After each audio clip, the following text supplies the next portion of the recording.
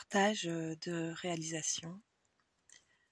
Parce que dans le cercle, on parle beaucoup de libérer le mental, de lâcher les pensées. Et c'est vrai que en fait, il y a cette idée-là que même après l'éveil, paraît-il, la réalisation du soi, d'abord, du soi, il y a comme une fausse idée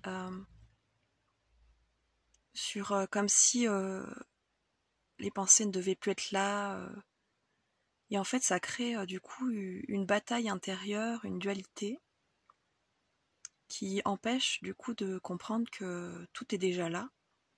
Les pensées sont aussi justes, elles ont aussi leur présence.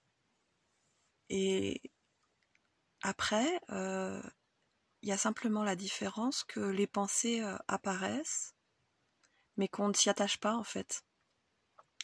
Qu'on n'est plus sur la petite histoire qu'on se raconte derrière, sur tout ce que ça va entamer, et puis une pensée après une autre avec des peurs, des angoisses, des oui mais l'histoire, j'ai vécu ça et c'est pour ça que...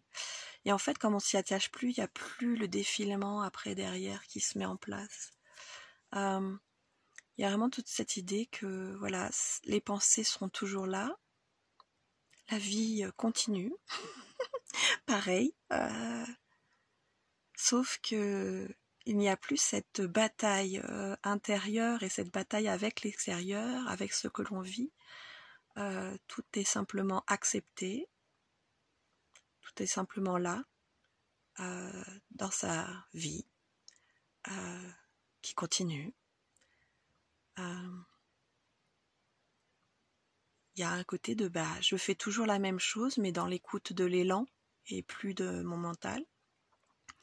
Surtout l'écoute du cœur, j'écoute mon cœur.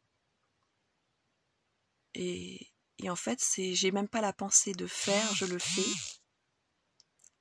Et j'avance ainsi. Et donc, vraiment cette idée que voilà, les pensées seront toujours là, ne plus se battre avec elles, c'est important. Mais simplement les voir et puis les laisser partir. Ne pas s'attacher à la petite histoire que ça nous raconte. Voilà.